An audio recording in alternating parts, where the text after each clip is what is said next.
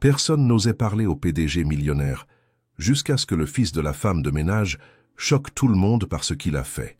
Chaque matin, à 6 heures précises, Claire poussait la lourde porte vitrée de l'immeuble du boulevard Vivier-Merle.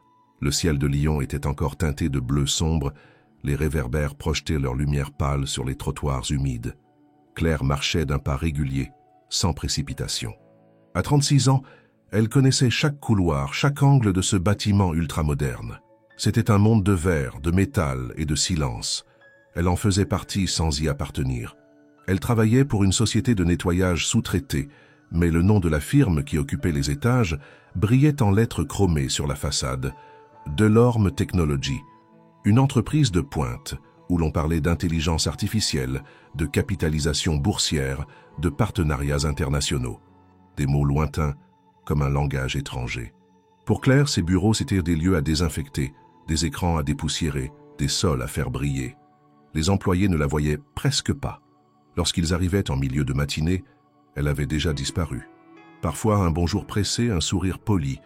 Le plus souvent, rien. Elle s'était habituée à cette transparence. Même lorsqu'elle croisait Laurent Delorme, le fondateur et dirigeant, elle baissait instinctivement les yeux. Il ne lui avait jamais parlé. Il ne parlait à personne d'ailleurs. Un homme au costume sombre, au regard distant, toujours pressé, toujours seul. Claire ne s'en plaignait pas. Ce travail lui assurait un revenu stable, un contrat à durée indéterminée, une couverture santé, des choses qu'elle avait apprises à ne pas sous-estimer. Elle était seule pour élever Théo, son fils de 7 ans, un garçon éveillé et curieux. Les fins de mois étaient serrées, les compromis constants. Quand la garderie était fermée, ou que la voisine ne pouvait pas le garder, Claire n'avait d'autre choix que de l'emmener avec elle. L'entreprise, bien que stricte, fermait parfois les yeux. Théo restait sagement dans le réfectoire, un espace impersonnel mais propre, avec ses chaises empilées et ses tables alignées. Claire lui préparait une boîte de coloriage, quelques livres, une gourde de jus de fruits. Le garçon s'adaptait, dessinait en silence, lisait à voix basse, inventait des histoires avec des morceaux de serviettes pliés comme des figurines. Pendant ce temps, Claire passait l'aspirateur entre les postes de travail encore vides. Elle effaçait les traces de doigts sur les parois vitrées, alignait les chaises, vidait les corbeilles pleines de papier chiffonné. Son dos la faisait souffrir, ses mains devenaient rugueuses à force de produits ménagers. Mais elle gardait le rythme. Elle comptait les heures, organisait mentalement les courses du soir, les lessives en retard, les devoirs de Théo. Les moments les plus calmes, presque doux, étaient ceux où elle passait devant la baie vitrée du 10e étage. La vue s'étendait jusqu'aux collines de la Croix-Rousse. Claire s'y arrêtait parfois, une seconde à peine, comme pour respirer autre chose que les vapeurs de détergent. Elle pensait à des choses qu'elle n'osait pas formuler à voix haute. Partir un jour, reprendre des études, offrir une autre vie à son fils. Puis elle reprenait le chiffon, et la journée continuait. Théo ne se plaignait jamais. Il avait cette maturité étrange des enfants qui comprennent trop tôt la fragilité des adultes. Il posait des questions le soir en rentrant. Pourquoi les gens ne disent pas bonjour à maman? Pourquoi ce monsieur-là ne sourit jamais? Claire éludait, inventait des réponses simples. Parce qu'ils sont pressés, parce qu'ils ont beaucoup à penser. Mais au fond d'elle, chaque question de Théo lui faisait l'effet d'une piqûre, douce mais précise. Leur quotidien était une sorte de danse silencieuse, faite d'adaptations et de concessions. Claire se levait avant l'aube, préparait le petit déjeuner pendant que Théo dormait encore. Elle glissait ses affaires dans un sac cabas, éponge, gants, une paire de chaussures de rechange. Puis elle réveillait doucement son fils, l'habillait, l'emmenait dans ce monde brillant et glacé qui n'était pas fait pour eux. Un jour, alors qu'elle nettoyait la salle de repos du dernier étage, elle vit Laurent Delorme passer, son portable à l'oreille, les sourcils froncés. Il ne la regarda pas. Mais Théo, assis au bout du couloir avec son cahier de coloriage, leva les yeux vers lui. Claire sentit une tension étrange, comme un courant d'air entre deux mondes. Rien ne se passa. Le silence revint. Et ainsi les jours passaient, semblables mais chargés d'un poids invisible. Claire tenait bon, pour Théo, pour ce futur flou qu'elle s'interdisait encore de rêver. Elle n'attendait rien de plus, juste un peu de paix, un peu de stabilité. Elle ne savait pas encore que tout allait basculer à cause d'une question posée par un enfant dans un couloir interdit. Ce jour-là, la pluie tombait sans interruption depuis le petit matin. Un rideau d'eau battait contre les vitres. noyant la vue sur les toits de la ville. Claire, comme à son habitude, avait fait le trajet en silence, Théo serré contre elle sous un vieux parapluie noir. Ils étaient tous les deux trempés en arrivant. Leurs chaussures reluisaient d'eau sale. Elle avait installé Théo dans le réfectoire vide avec une couverture et une boîte à goûter, lui promettant de le rejoindre dès qu'elle aurait terminé le couloir du dernier étage. Mais ce jour-là, Théo n'avait pas envie de rester assis. Peut-être l'ennui, peut-être une simple envie de découvrir autre chose que les pages de ses livres usés. En silence, il s'était levé, sa petite silhouette glissant entre les murs gris, suivant un couloir qu'il ne connaissait pas encore. Il cherchait les toilettes, mais la signalisation moderne, sans dessin ni couleur, ne lui disait rien. Les lettres en acier brossé n'étaient que des formes sans sens. Il poussa une porte lourde, espérant trouver ce qu'il cherchait, et se retrouva dans une vaste salle lumineuse aux murs tapissés d'écrans et de tableaux électroniques.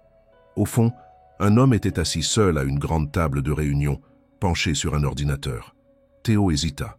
Il regarda autour de lui, impressionné par le calme de la pièce, par la hauteur du plafond, par la moquette épaisse sous ses pieds. L'homme leva brièvement les yeux, surpris par la présence de cet enfant.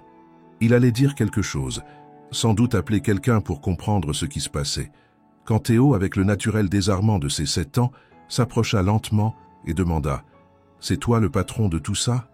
Laurent Delorme resta figé un instant. Il n'avait pas entendu une voix aussi jeune depuis des années. Il referma doucement l'écran de son ordinateur, observa l'enfant devant lui. Le garçon ne semblait pas impressionné. Il le regardait droit dans les yeux, curieux, franc. « On dirait que t'es un peu triste ici, » ajouta Théo. « Y a personne, et puis, c'est très grand, mais ça fait un peu vide, tu trouves pas ?» Le silence s'épaissit dans la pièce. Laurent ne répondit pas tout de suite. Ses traits, habituellement tendus, semblèrent se détendre légèrement. Il ne savait pas quoi dire à cet enfant qui ne le connaissait pas, qui ne savait rien de lui, mais qui venait de nommer, en 2 phrases, ce qu'aucun adulte n'avait jamais osé aborder. « Comment tu t'appelles » demanda-t-il finalement d'une voix plus basse que d'habitude. « Théo, et toi ?»« Moi, c'est Laurent. » Le garçon sourit, satisfait. Il regarda autour de lui, s'approcha un peu plus de la table. Il pointa un objet étrange posé sur un coin, une sculpture abstraite en métal noir. On dirait un oiseau avec les ailes pliées, mais il n'est pas content, je crois. Laurent suivit du regard le doigt de Théo. Il n'avait jamais vu cette sculpture autrement que comme un cadeau de design d'un associé. À cet instant, il la vit sous un autre angle, un oiseau replié, pas content. Il eut un sourire discret, presque imperceptible, mais déjà, la porte s'ouvrait à la volée. Claire, affolée, apparaissait sur le seuil. Ses yeux s'élargirent en découvrant la scène. Son fils dans le sein des saints, le bureau du président debout face à Laurent Delorme. Elle s'excusa à voix basse, attrapa Théo par la main. « Je suis désolé, monsieur Delorme, il s'est perdu. Je vais le ramener tout de suite, excusez-nous. » Laurent ne dit rien. Il hocha simplement la tête. Claire baissa les yeux et quitta la pièce à la hâte, le cœur battant, le souffle court. Elle craignait que cet incident mette fin à tout. Elle imaginait déjà les conséquences. Un avertissement, peut-être pire. Mais ce qu'elle ne vit pas, ce fut le regard que Laurent posa sur eux alors qu'ils s'éloignaient. Un regard qui, pour la première fois depuis des années, ne portait ni jugement, ni distance. Ce soir-là, Claire ne dit rien à Théo. Elle le gronda à peine, l'envoya directement dans le bain, mais l'enfant ne semblait pas inquiet. Il dessinait, en chantonnant, l'air pensif, comme s'il avait simplement rencontré quelqu'un qu'il connaissait déjà un peu. Laurent, quant à lui, resta seul longtemps dans la salle de réunion. Il n'ouvrit pas son ordinateur. Il regardait fixement la sculpture. Un oiseau aux ailes repliées. Un enfant qui lui avait parlé comme à un humain, pas comme à un mythe ou à un supérieur. Et cette phrase simple, presque candide, « On dirait que t'es un peu triste ici ». Pour la première fois depuis longtemps, ces mots le suivirent jusque chez lui. Le lundi suivant, un murmure flottait déjà dans les couloirs de Delorme Technologies. Des regards se croisaient, des sourires étaient forcés, des chuchotements se glissaient dans les ascenseurs. Quelqu'un, quelque part, avait vu la scène, ou peut-être simplement entendu parler. Toujours est-il que, dès le milieu de la matinée, la nouvelle circulait avec une vitesse presque organique. Le fils de la femme de ménage avait été trouvé dans la salle de réunion du dernier étage, face à face avec Laurent Delorme en personne. Les versions divergeaient. Pour certains, l'enfant s'était introduit par erreur. Pour d'autres, Claire l'avait délibérément conduit jusque-là pour attirer l'attention du grand patron. Les hypothèses allaient bon train, nourries par l'ennui latent de certains services administratifs. Ce qui était certain, c'est que quelque chose s'était passé, et que depuis, quelque chose avait changé. Laurent, d'ordinaire invisible en dehors de son étage privé, avait été vu 2 fois dans la même semaine au réfectoire du 3e. Il ne disait rien. Il descendait, un café à la main, faisait semblant de consulter son téléphone, observait la pièce, puis repartait aussi discrètement qu'il était venu. Mais ce simple mouvement avait suffi à créer un déséquilibre. On sentait dans l'air une tension nouvelle. Certains employés faisaient semblant de ne pas le voir. D'autres lui adressaient des bonjours trop zélés. Claire, elle, continuait son travail comme si de rien n'était. Mais elle sentait bien que les regards avaient changé. Il y avait des silences là où autrefois, un sourire ou une politesse lui était accordée. Elle entendait les conversations s'interrompre à son passage, les messes basses. Une collègue lui souffla un jour, en ramassant des serviettes, « Tu devrais faire attention, Claire. Les gens parlent trop ici. » Claire hocha la tête, sans répondre. Elle ne savait pas ce que les gens disaient exactement, mais elle pouvait deviner. Elle ne voulait pas que son fils soit au centre d'une quelconque rumeur. Il avait seulement été un enfant perdu, rien de plus. Et pourtant, cette histoire avait réveillé quelque chose de sourd dans les entrailles froides de l'entreprise. Le plus troublant était le comportement de Laurent. Il ne lui avait pas parlé depuis cet épisode. Mais ses présences brèves et répétées dans les espaces communs n'étaient pas anodines. Un jour, elle le vit s'approcher du couloir où Théo avait l'habitude de s'installer. Il s'arrêta, jeta un regard vers la table vide, puis repartit, le visage impassible. Une autre fois, il resta immobile devant le distributeur, fixant les vitres embuées, sans prendre quoi que ce soit. Certains employés commencèrent à formuler des théories. On parlait de dépression, de burn-out, de transformation mystique. Le grand patron, d'habitude si distant, paraissait troublé, plus humain. Et pour quelques-uns, cette humanité était suspecte. Ils ne voyaient pas d'un bon œil ce changement. Encore moins s'il était causé par une employée de service et son fils. Une réunion informelle entre cadres eut lieu dans un bureau fermé. Des mots comme « professionnalisme »,« sécurité »,« règlement intérieur » furent prononcés. Personne ne voulait accuser directement Claire. Elle était discrète, ponctuelle, irréprochable. Mais la présence d'un enfant sur le site devenait un problème. Ou plutôt, elle l'était devenue à partir du moment où Laurent Delorme s'y était intéressé. Dans les étages supérieurs, les assistants échangeaient des messages énigmatiques. Dans les open space, les conversations prenaient un ton ironique, parfois cruel. Une phrase revenait souvent murmurée avec un rictus. Et si elle voulait plus que nettoyer des bureaux? Claire n'en parlait à personne. Chez elle, elle disait à Théo que tout allait bien, que le travail continuait. Elle préparait ses repas avec attention, l'aidait à faire ses devoirs, le bordait chaque soir en lui lisant une histoire. Mais ses nuits étaient de plus en plus courtes. Elle savait que quelque chose couvait.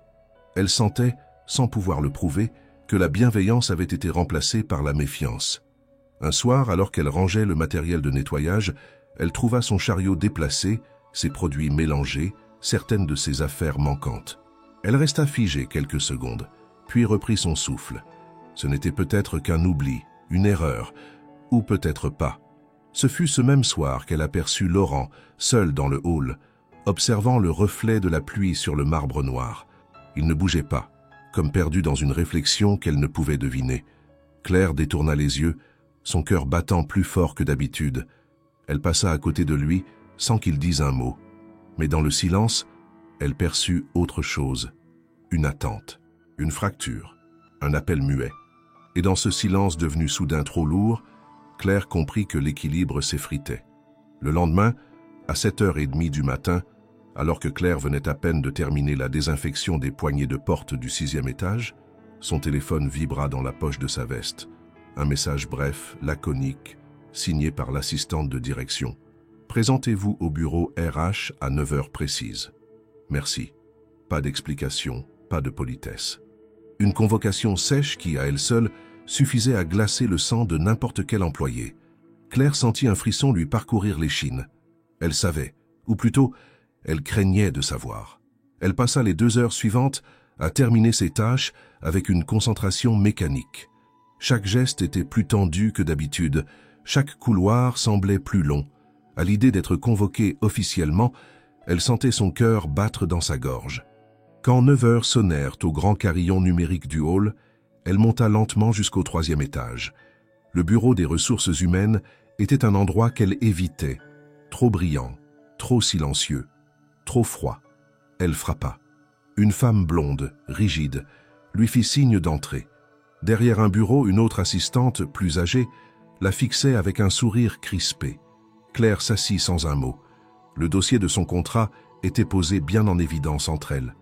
La blonde prit la parole. « Madame Marchand, nous souhaitons vous rappeler que le règlement intérieur stipule explicitement que l'accès aux locaux est strictement réservé aux employés dûment enregistrés. » Claire ne répondit pas. Elle attendait la suite. « Nous avons reçu plusieurs signalements concernant la présence répétée d'un enfant dans les espaces de travail. Cela pose des questions de sécurité, d'assurance et de professionnalisme. Bien que nous comprenions vos difficultés personnelles, nous devons être fermes sur ce point. » Elle sortit une enveloppe blanche du tiroir, la fit glisser lentement sur le bureau. « Ceci est un avertissement écrit. Il sera archivé dans votre dossier. Un autre manquement entraînera une suspension temporaire, voire une résiliation de votre contrat. » Claire sentit ses yeux se troubler. Elle attrapa l'enveloppe sans un mot, hochant la tête, les lèvres pincées. Elle avait l'impression d'être une élève punie pour avoir voulu faire de son mieux. Elle aurait voulu expliquer, dire qu'elle n'avait pas le choix, que Théo ne courait aucun danger, qu'il restait assis, calme, invisible. Mais elle savait que cela ne servirait à rien. Le règlement était le règlement, et elle venait de le briser. De retour au sous-sol, dans la petite pièce où elle rangeait ses affaires, Claire s'autorisa quelques larmes. Pas un sanglot. Juste ces perles amères qui roulent sans bruit et brûlent les joues. Elle resta assise quelques minutes sur le banc en métal, son regard perdu dans le vide. Ce n'était pas seulement l'humiliation, c'était la peur. Perdre ce travail, c'était perdre le peu de stabilité qu'elle avait réussi à construire. Et tout ça pour une erreur, une seule. Quand elle retrouva Théo à la sortie de l'école ce soir-là, elle tenta de sourire. Mais le garçon sentit aussitôt quelque chose. Il la regarda longuement en silence, pendant qu'elle lui parlait d'une voix trop douce, trop calme. Ils rentrèrent à pied sans se presser. À la maison, Théo rangea son cartable, puis s'approcha d'elle pendant qu'elle préparait le dîner. « C'est à cause de moi, hein? Je le sais, maman. T'as pleuré. » Claire se figea. Elle voulut nier, dire que non, que tout allait bien. Mais les mots ne sortirent pas. Théo posa sa petite main sur la sienne, avec cette gravité étrange qu'il exprimait parfois. « Je te promets que je viens plus jamais. Plus jamais. » Elle le serra contre elle, fort. Et pendant de longues secondes, elle sentit son cœur battre dans celui de son fils. Elle ne voulait pas qu'il se sente coupable. Il n'avait rien fait de mal. C'était elle. C'était le monde. C'étaient les règles. Mais ce qu'elle ne savait pas encore, c'est que Théo avait déjà pris une décision. Que, derrière son regard silencieux, une idée s'était installée. Une graine. Quelque chose qu'il n'avait encore dit à personne, pas même à sa mère. Il savait que quelque chose dans ce bâtiment pouvait encore changer. Et il pensait, peut-être naïvement, qu'il avait encore un rôle à jouer. Quelques jours s'étaient écoulés depuis l'avertissement officiel. Claire, fidèle à sa promesse silencieuse, n'avait plus emmené Théo au travail. Le réfectoire restait vide, les couloirs plus silencieux que jamais. L'absence du petit garçon pesait d'une manière étrange, presque invisible, sur le rythme mécanique de l'entreprise. Comme si un détail infime, à peine perceptible, manquait à la structure lisse du quotidien. Laurent Delorme, quant à lui, semblait avoir repris sa routine d'ombre. Il arrivait tôt, repartait tard, ne parlait toujours à personne. Il croisait parfois Claire dans les couloirs, sans qu'aucun mot ne soit échangé. Mais à chaque fois, il ralentissait imperceptiblement, comme s'il attendait quelque chose. Une parole, un geste. Rien ne venait. Puis, un matin d'hiver, un détail brisa ce cycle figé. Lorsque Laurent entra dans son bureau, il remarqua immédiatement une feuille de papier glissée sous la porte. Il se pencha, la ramassa. Une simple feuille blanche, légèrement froissée, dessinée au feutre coloré. Il s'assit lentement dans son fauteuil, l'observant avec attention. Le dessin représentait un grand immeuble, reconnaissable entre mille. Delorme Technologies, stylisé par une main d'enfant. Les fenêtres étaient ornées de sourires. Les couleurs vives dessinaient des silhouettes heureuses, des employés, des enfants, une femme qui ressemblait à Claire. Et tout en haut du bâtiment, sur le toit, un homme seul, debout sous une petite nuage grise dessinée avec soin. Dans un coin, une légende maladroite, écrite avec des lettres tremblantes, « Tout le monde a besoin d'un ami ». Laurent resta figé. Il ne savait pas exactement pourquoi ces mots le touchaient autant. Était-ce la simplicité, l'évidence, ou bien ce rappel brutal que son isolement n'avait pas toujours été là? Il tourna la feuille dans tous les sens, cherchant un indice. Il n'y avait pas de nom, pas de signature, mais il savait. Théo. Il se leva, fit quelques pas dans la pièce, le dessin toujours à la main. Ce n'était pas une plaisanterie, pas une manipulation. C'était une offrande, un message venu de ce monde que Laurent observait de loin sans jamais s'y mêler. Un monde qu'il avait fui depuis longtemps. Il rangea le dessin dans son attaché-case sans un mot. Il ne le montra à personne. Le soir même, il le glissa dans un cadre discret et le posa sur l'étagère près de son lit, à côté d'une photo ancienne, presque effacée. Un visage de femme, un enfant blond dans ses bras. Il ne regardait plus cette photo depuis des années. Ce soir-là, il la contempla longuement, en silence. Le lendemain, au bureau, Laurent fut encore plus silencieux qu'à l'habitude, mais ceux qui le croisèrent notèrent une différence. Son regard était plus absorbé, son pas plus lent. Il ne fixait plus les écrans, mais les gens. Il observait les mouvements, les échanges, les silences aussi. Claire, de son côté, continuait à faire son travail avec une concentration froide. Elle ne savait rien du dessin. Elle n'imaginait même pas que Théo, malgré sa promesse, avait trouvé le moyen de glisser ce message. Elle pensait qu'il avait tourné la page, qu'il avait compris. Mais elle aurait dû se souvenir que son fils ne faisait jamais les choses à moitié. Le vendredi matin, alors qu'elle nettoyait les vitres du 8e étage, elle aperçut Laurent sortir de l'ascenseur, seul, les mains dans les poches. Il s'arrêta quelques secondes, regarda autour de lui, puis il croisa son regard. Ce fut bref, 1 seconde, peut-être 2. Mais dans ce regard, quelque chose avait changé. Il n'y avait plus seulement de la distance, il y avait de l'attention, de la curiosité. Et un autre détail, que Claire ne remarqua qu'une fois rentrée chez elle. Quelqu'un avait rangé avec soin les produits manquants de son chariot. Les gants étaient neufs. La serpillière avait été remplacée. Aucun mot, aucun billet, juste ces gestes simples, silencieux. Théo, quant à lui, dessinait encore. Chaque soir, après l'école, il s'installait sur le sol du salon, des crayons éparpillés autour de lui. Il ne disait rien, mais ses dessins parlaient pour lui. Des immeubles, des gens qui se tiennent la main. Et toujours, quelque part, un homme seul dont le sourire revient lentement, trait après trait. Les jours suivants, Claire sentit l'atmosphère changer autour d'elle. Pas brutalement, pas par des mots directs, mais par une suite d'absences, de gestes omis, de silences trop prolongés. Au début, elle n'y prêta pas attention. Un saut déplacé, un planning modifié sans préavis, des regards qui fuyaient quand elle entrait dans une pièce. Puis les signes se firent de plus clairs, plus insidieux. Un lundi matin, en arrivant à 5 heures, comme toujours, elle découvrit qu'une autre employée avait déjà commencé son secteur. Elle n'avait pas été informée. Lorsqu'elle demanda des explications au contremaître, celui-ci haussa les épaules, sans vraiment répondre. « Un réajustement temporaire », dit-il vaguement. Le lendemain, ses gants habituels avaient disparu du local. Le jour suivant, l'ascenseur de service ne fonctionnait plus et personne ne semblait s'en soucier. Les autres agents de nettoyage, d'ordinaire cordiaux, devenaient brusques, distants. Une collègue évitait son regard. Un autre marmonnait des phrases à peine audibles quand elle s'approchait. L'humour bon enfant des vestiaires avait disparu. À sa place, une tension sourde, presque palpable. Claire comprit peu à peu qu'elle était devenue un sujet, un nom chuchoté, une cible. La rumeur s'était infiltrée dans les couloirs comme une tache d'encre. On disait qu'elle avait l'attention du patron, que le petit garçon n'était qu'un prétexte, que c'était une stratégie, un moyen de gravir des échelons qu'elle n'aurait jamais dû pouvoir atteindre.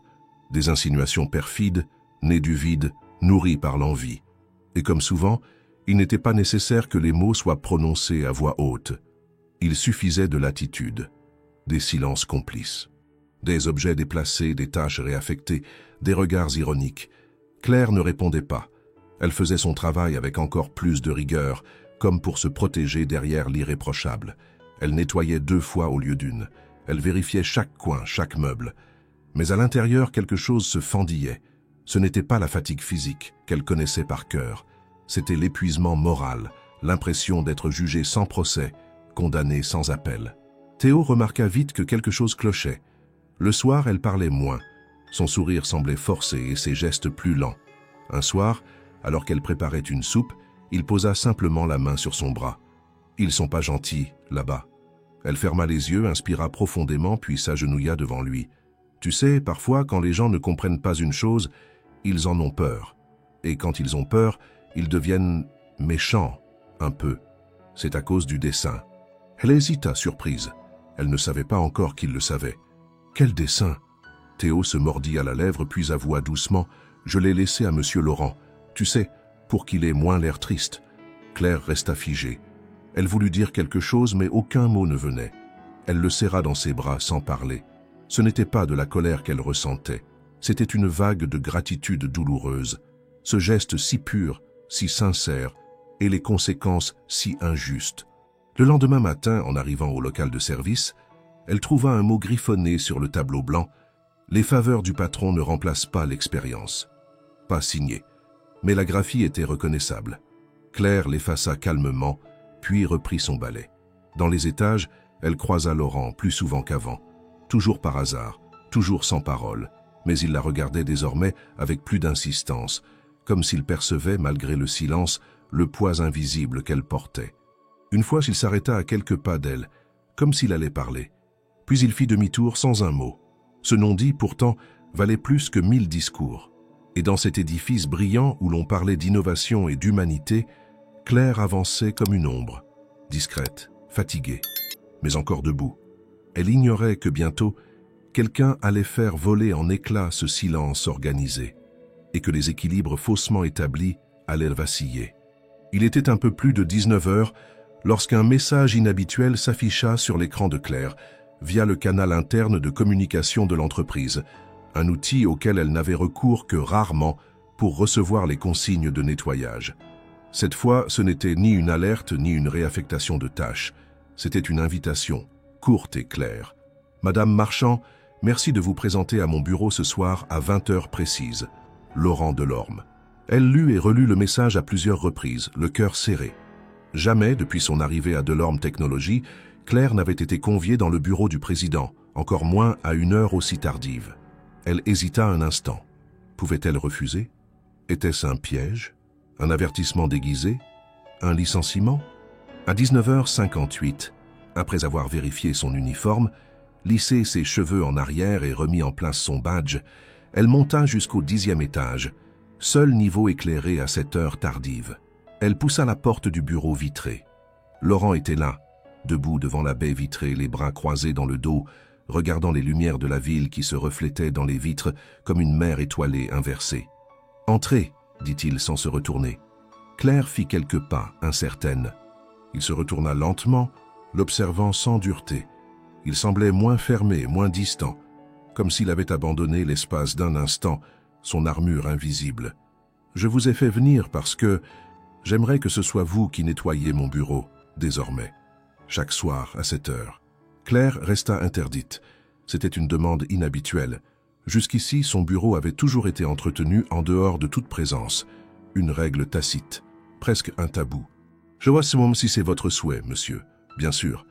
Je ne veux pas parler de nettoyage, Claire. » Il avait utilisé son prénom, pour la première fois. « Je veux comprendre. » Elle le regarda, confuse. « Comprendre quoi?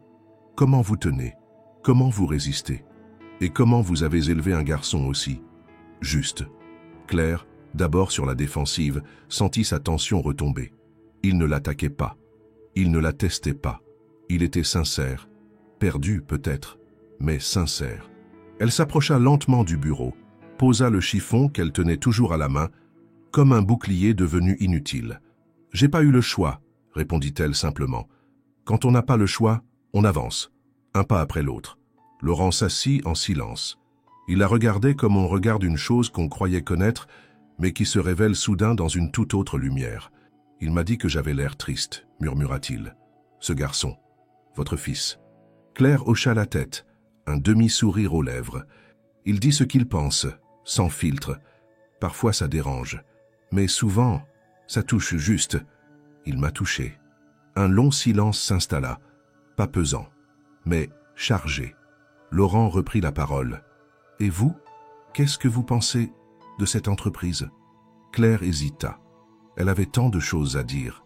Elle aurait pu parler des couloirs glacés, du mépris discret, des humiliations voilées. Mais elle choisit une autre voie. Je pense qu'elle est trop grande, trop vide, qu'il y a trop de murs entre les gens. Et qu'est-ce qu'il faudrait pour changer ça? Elle le fixa. Il ne plaisantait pas. Il demandait, vraiment.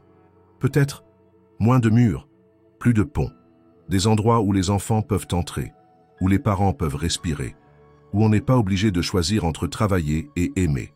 Laurent ne dit rien.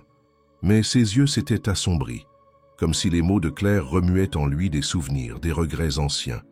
Il se leva, contourna le bureau et vint s'asseoir à l'une des chaises du coin salon. « Restez encore un peu. J'ai besoin d'écouter quelqu'un qui dit les choses simplement. » Claire, émue, s'assit en face de lui. Ce soir-là, ils parlèrent longtemps. Pas de stratégie, pas de chiffres, mais de vie, de solitude, de choix impossibles. Et pour la première fois depuis qu'elle était entrée dans cet immeuble, Claire sentit que quelqu'un l'écoutait vraiment. Une semaine plus tard, les écrans internes de Delorme Technologies, habituellement réservés aux rapports financiers, aux notifications logistiques et aux rappels de sécurité, affichaient une annonce inattendue. Lancement du programme Humanité, soutien aux familles monoparentales. Présentation ce vendredi, auditorium principal. Le texte était signé par Laurent Delorme en personne. Personne ne comprit immédiatement ce que cela signifiait. Certains crurent d'abord à un partenariat caritatif externe, une opération de communication. Mais au fil des jours, les détails émergèrent et la stupeur gagna les étages. Le programme consistait en la création d'un centre intégré de soutien pour les employés en situation de monoparentalité. Une crèche d'entreprise, des bourses d'études pour les enfants, un accompagnement juridique et psychologique, et même des horaires aménagés pour les parents isolés. L'ampleur du projet, le budget alloué et surtout la rapidité de son déploiement laissèrent tout le monde sans voix. Dans les salles de pause, les discussions allèrent bon train. « C'est Delorme qui a eu cette idée. »« Vraiment, lui ?» demanda un analyste, l'air incrédule. « Il paraît que c'est personnel, qu'il a traversé quelque chose, » chuchota une autre. « Non, mais sérieusement, une crèche? Ici, on fait de la tech, pas de la garderie. Je parie que ça a à voir avec la femme de ménage. Comment elle s'appelle déjà? Claire. Son nom, longtemps ignoré, devint subitement présent dans toutes les conversations, mais personne ne lui parlait directement. Elle passait dans les couloirs comme un fantôme devenu visible, regardée avec suspicion, parfois avec admiration, souvent avec une gêne muette. Elle, pourtant, restait fidèle à sa routine, ni plus lente, ni plus rapide, ni fière, ni honteuse. Elle avait assisté à la présentation depuis le fond de l'auditorium, assise seule, les mains croisées sur ses genoux. Laurent était monté sur scène, sans slide, sans écran. Il avait parlé d'une voix posée, presque douce. Il avait évoqué la responsabilité d'une entreprise envers ceux qui la font vivre. Il avait dit, sans nommer personne, qu'un enfant lui avait rappelé l'essentiel et que certaines blessures personnelles pouvaient devenir des forces partagées. Claire avait senti ses yeux s'embuer, sans pouvoir les retenir. Elle ne savait pas si elle devait se sentir honorée ou exposée. Elle comprenait l'intention de Laurent, mais craignait les conséquences. Dans une structure aussi rigide que celle-là, toute anomalie provoquait des remous. Et effectivement, dès le lundi suivant, les regards changèrent de nature. Ceux qui la méprisaient auparavant semblaient hésitants, incertains de comment l'approcher. Ceux qui l'avaient ignorée tentaient des sourires maladroits, des bonjours prononcés trop forts. Et les rumeurs se firent plus vicieuses encore, déguisées sous des airs de plaisanterie. Faut croire que pour faire carrière ici, maintenant, faut venir avec son gosse. Claire encaissait, sans répondre. Elle savait qu'aucune explication ne changerait le fond des choses, mais elle savait aussi, au fond d'elle, que quelque chose avait bel et bien bougé. Pas seulement dans les bureaux, pas seulement chez Laurent. Un matin, elle croisa une jeune comptable dans l'ascenseur. La femme tenait un bébé dans un porte-bébé, les traits tirés, les yeux cernés. Elle reconnut Claire, hésita, puis dit simplement « Merci ». Claire hocha la tête, le cœur serré. Ce n'était pas une reconnaissance officielle, ce n'était pas un trophée, c'était juste un mot. Mais ce mot-là pesait plus lourd que n'importe quelle rumeur. Dans son bureau, Laurent observait en silence les premières inscriptions au programme. Les dossiers affluaient. Des employés qu'il n'avait jamais remarqués lui écrivaient pour la première fois. Certains partageaient des morceaux de vie. Il lisait chaque ligne. Il ne répondait pas toujours, mais il lisait tout. Le dessin de Théo était toujours là, dans son cadre discret, posé non plus près du lit, mais sur son bureau. Il l'avait déplacé sans réfléchir, et chaque fois que son regard croisait cette phrase écrite de main d'enfant, « Tout le monde a besoin d'un ami », il se souvenait que cette initiative n'était pas une stratégie, c'était une réponse. Et dans le vaste monde silencieux qu'il avait bâti, une brèche s'était ouverte. Claire ne savait pas encore si elle devait s'en réjouir, mais au fond d'elle, une lueur avait surgi, discrète, persistante, presque fragile, mais réelle. Les semaines passaient et le programme Humanité s'implantait doucement dans la structure encore rigide de Delorme Technologies.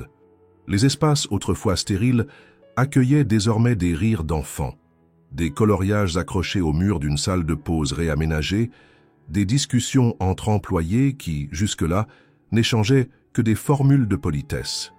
Claire continuait à travailler dans l'ombre, effaçant les traces visibles du quotidien, tout en observant naître cette étrange transformation. Mais ce qui l'étonnait le plus n'était pas le changement de décor, c'était le comportement de Laurent. Il ne venait jamais durant les heures d'ouverture officielle du centre parental. Il attendait toujours que la journée touche à sa fin, quand les couloirs se vidaient et que les lumières s'adoucissaient.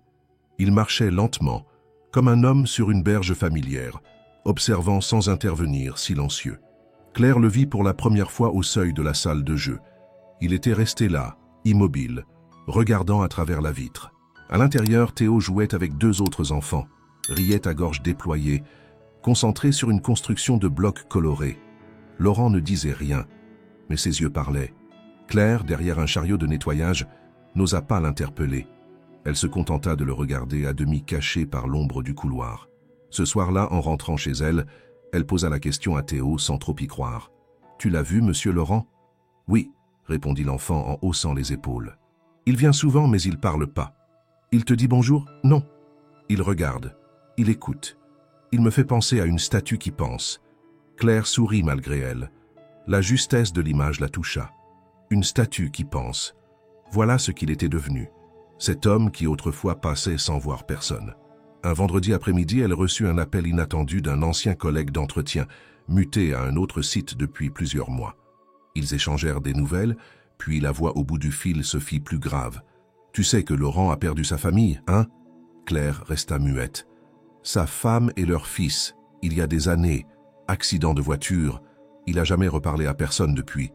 Elle n'avait jamais entendu cette histoire. Mais à cet instant, tout s'aligna dans son esprit. Le regard perdu, la distance, le dessin accroché à son bureau, l'attention étrange portée à Théo. Ce n'était pas de la curiosité. C'était une reconnaissance, un écho. Le soir même, elle fouilla dans de vieux articles en ligne. Elle trouva l'information. Un accident brutal sur l'A7, il y a près de 10 ans. Une voiture percutée par un camion. 2 victimes. Claire sentit une boule se former dans sa gorge. Ce passé n'était pas juste une rumeur. C'était une douleur vivante, tapie sous les vestes sur mesure et les vitres blindées. Elle comprit alors que Laurent ne cherchait pas à compenser une culpabilité. Il cherchait un point d'ancrage, et que Théo, sans le savoir, en avait été le déclencheur. Dans les jours qui suivirent, Claire vit Laurent s'asseoir une fois sur le petit banc à l'entrée de la crèche, seul, les mains croisées. Il observait les murs ornés de dessins, les piles de livres, les jouets éparpillés. Il restait là, immobile, pendant de longues minutes. Puis il repartait sans dire un mot. Théo lui en parla de nouveau. « Je crois qu'il aime les histoires, dit-il, mais pas les raconter. Juste les écouter dans sa tête. Pourquoi tu dis ça ? Parce qu'il regarde les livres comme s'il voulait entrer dedans. » Claire ne savait quoi répondre. Elle avait l'impression d'assister à quelque chose de fragile, de précieux.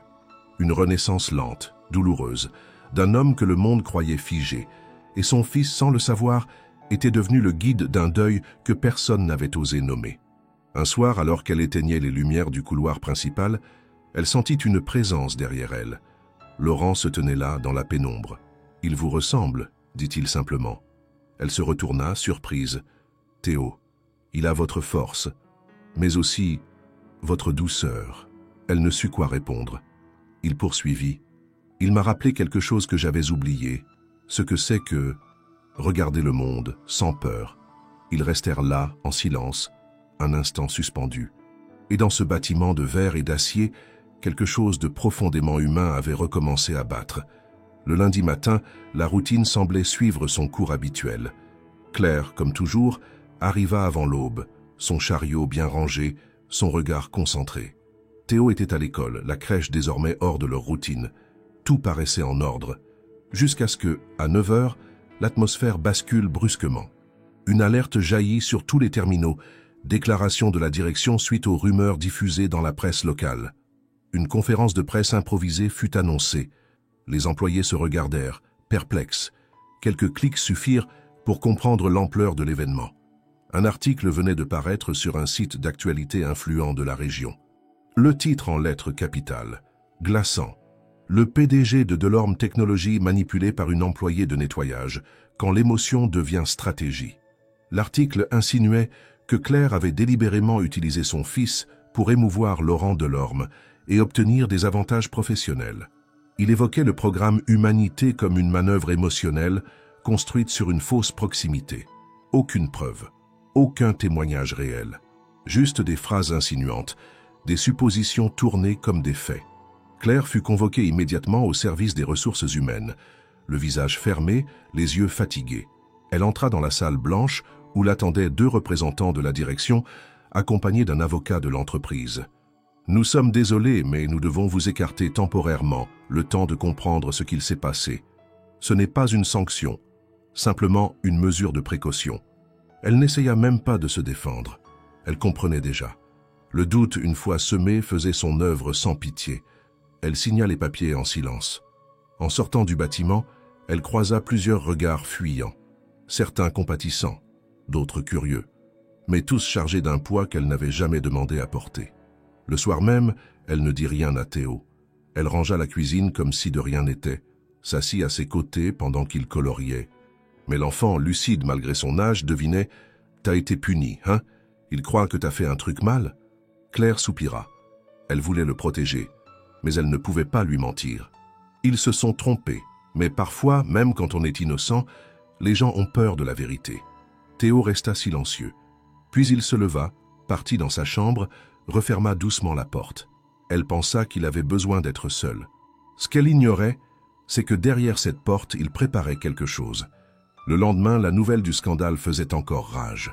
Les réseaux sociaux de l'entreprise, habituellement verrouillés, étaient envahis de messages contradictoires. Certains soutenaient la direction. D'autres, anonymes, parlèrent de Claire avec respect. Mais personne n'avait de certitude. Juste des soupçons. Le doute était devenu la seule vérité. Laurent, de son côté, n'avait pas fait de déclaration publique. Il restait invisible, reclus dans son bureau. Les médias, frustrés par son silence, spéculaient encore plus fort. Pourquoi ne dément-il pas? Serait-il lui aussi responsable d'une dérive interne? Et pendant que le monde commentait, analysait, jugeait, Théo écrivait. Il n'avait pas tout compris, mais il avait perçu l'essentiel. Sa mère souffrait. Et si personne ne voulait l'écouter, alors peut-être qu'il, un enfant, pouvait encore dire ce que les adultes avaient oublié. Il demanda de l'aide à sa maîtresse, une jeune femme douce qui connaissait un peu l'histoire. Ensemble, ils corrigèrent son texte. Elle le relut 3 fois. Puis, avec son accord, elle le publia sur un forum interne de l'entreprise, que certains employés consultaient encore en fin de journée. Le titre était simple, une lettre de Théo. Et avec cette lettre, les mots les plus sincères, les plus désarmants, vinrent secouer les fondations de ce scandale bâti sur le mensonge. Le message s'afficha d'abord discrètement sur le forum interne de l'entreprise, dans une section rarement consultée. Suggestions, témoignages et messages personnels. Une publication modeste, sans visuel, sans annonce, intitulée simplement « Une lettre de Théo ». Quelques employés la virent passer par curiosité ou ennui, puis le bouche à oreille fit son œuvre. En moins d'1 heure, la page avait été partagée dans toutes les messageries internes, imprimée, affichée à la cafétéria, copiée sur des réseaux sociaux par des collaborateurs indignés. La lettre, écrite à la main puis retranscrite avec l'aide de l'institutrice, tenait en quelques paragraphes.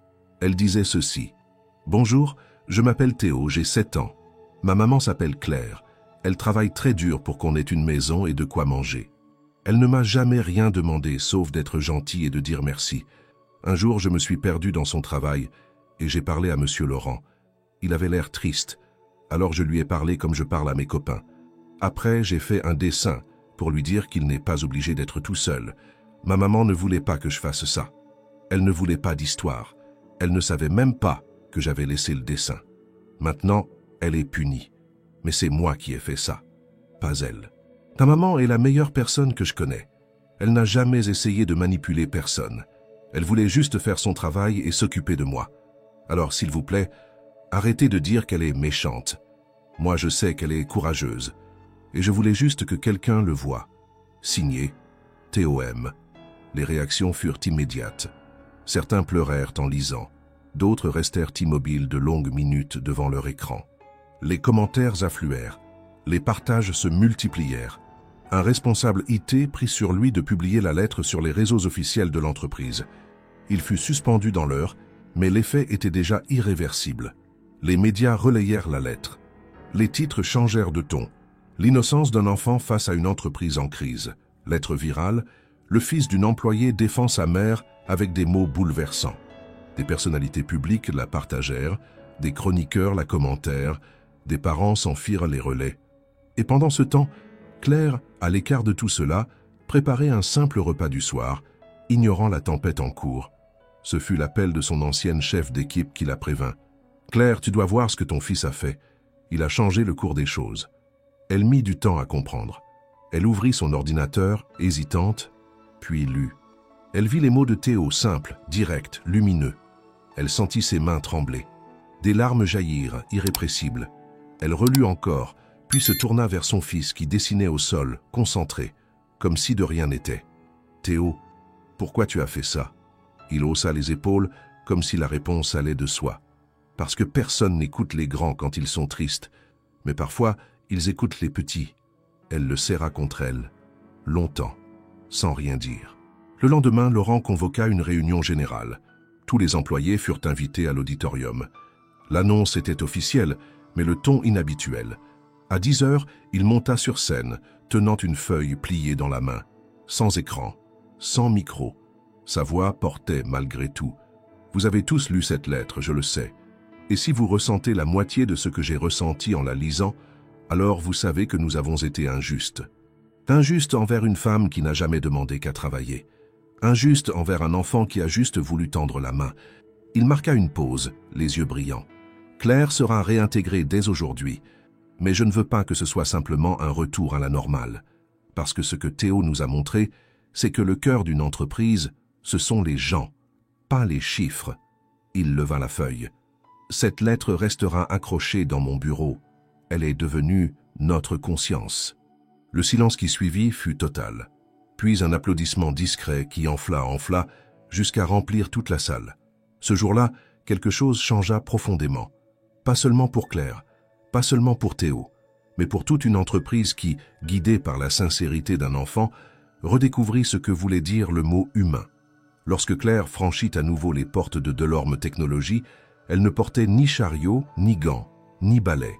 Elle n'avait pas été convoquée pour reprendre son ancien poste, mais pour rencontrer Laurent Delorme en personne, dans son bureau au 10e étage. Le même endroit où, quelques mois plus tôt, elle avait craint de perdre tout ce qu'elle avait construit. Elle traversa les couloirs d'un pas mesuré, croisant des visages familiers qui, cette fois, ne la fuyaient pas. Certains lui adressaient un signe de tête, un sourire timide, d'autres, un simple regard, mais dénué de mépris. Une femme du service RH, la même qui lui avait remis l'avertissement, lui tendit un badge temporaire avec une courtoisie un peu trop cérémonieuse. Claire le prit en silence et continua. Dans le bureau, Laurent se leva à son arrivée. Il portait une chemise claire, sans cravate, et son regard n'était ni fuyant ni froid. Il semblait presque ému. « Claire, asseyez-vous, s'il vous plaît. » Elle s'exécuta, droite, digne, malgré la tension dans ses épaules. « Avant tout, je veux vous présenter mes excuses. Officiellement, personnellement. Nous avons agi avec précipitation, par peur, par orgueil aussi peut-être. » Claire hocha la tête, ne sachant pas encore où cela allait mener. « Vous avez vécu une humiliation que vous ne méritiez pas, et pourtant vous avez tenu bon. Vous n'avez rien réclamé, rien exigé, vous avez laissé la vérité faire son chemin. Et votre fils, il a fait plus que la plupart des adultes ici. Il sortit un dossier de son tiroir et le posa devant elle. Ce que je vous propose aujourd'hui, ce n'est pas une simple réintégration. Je veux que vous preniez la coordination du programme Humanité. Ce que vous avez inspiré, vous êtes la mieux placée pour le faire vivre. Claire cligna plusieurs fois des yeux. Elle n'avait pas envisagé cela. Elle s'était préparée à reprendre ses routines, à balayer les étages comme avant, avec la tête haute.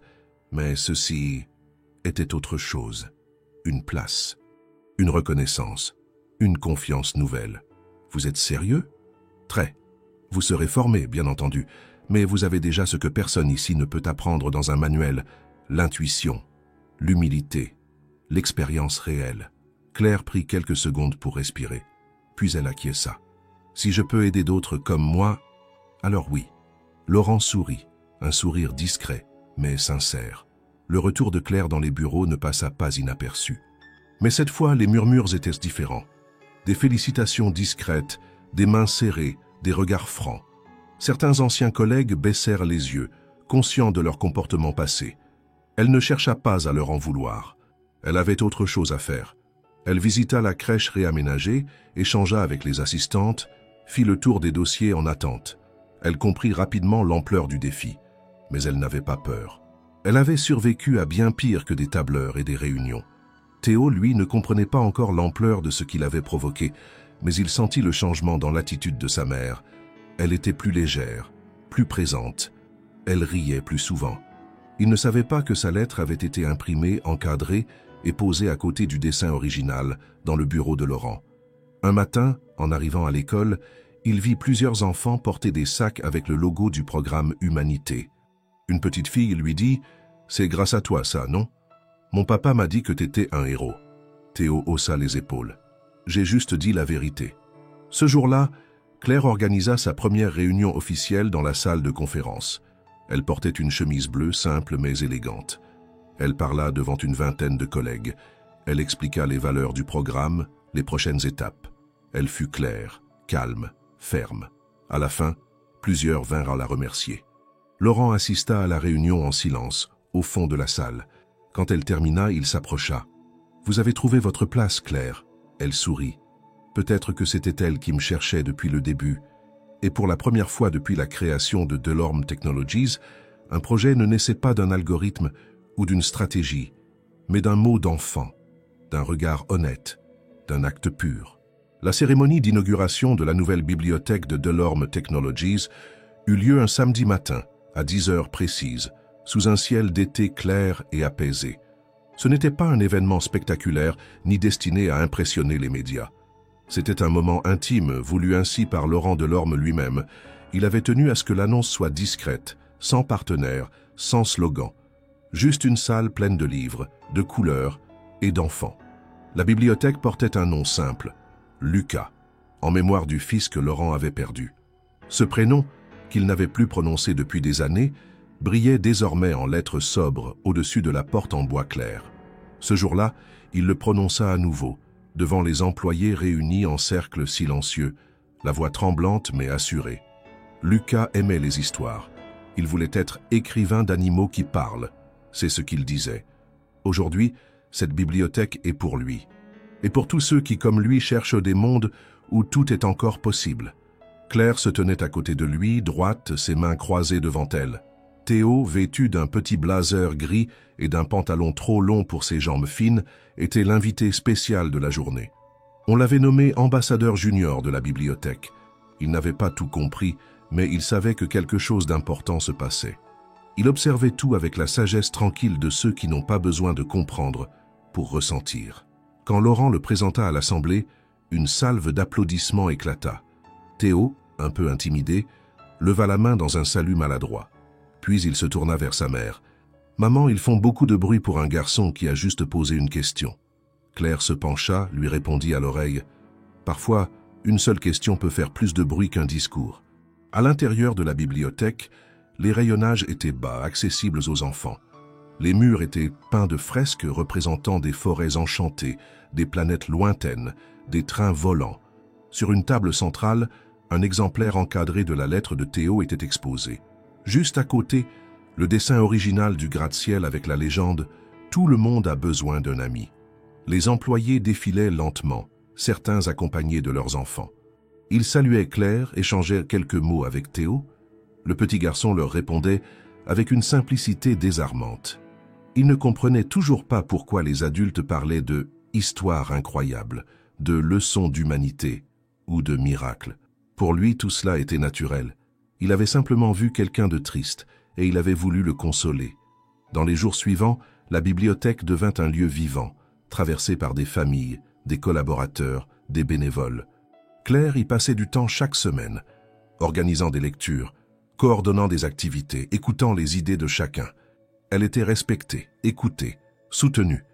Et même si certaines vieilles tensions subsistaient, elle n'avait plus de prise sur elle.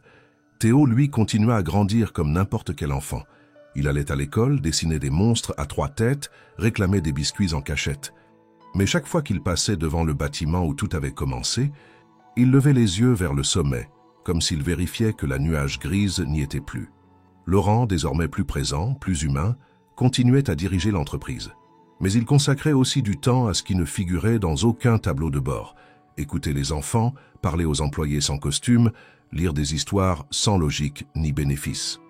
Il avait compris que l'âme d'une entreprise ne se mesurait pas en actions ni en dividendes, mais en gestes invisibles, en silence plein de sens, en regards partagés. Et dans ce monde de verre et d'acier, une question avait tout changé. « Tu es le patron de tout ça ? On dirait que c'est un peu triste ici. » Elle avait ouvert une brèche. Elle avait permis à un homme de retrouver son humanité, à une femme de découvrir sa valeur, à un enfant de devenir un phare sans le savoir. Le nouveau départ n'était pas un événement. C'était une série de petits pas pris avec courage, avec tendresse, et désormais, dans les couloirs autrefois vides, résonnaient des voix d'enfants, des rires sincères, des histoires qui ne demandaient qu'à être racontées. La vie, finalement, était redevenue possible, et même belle.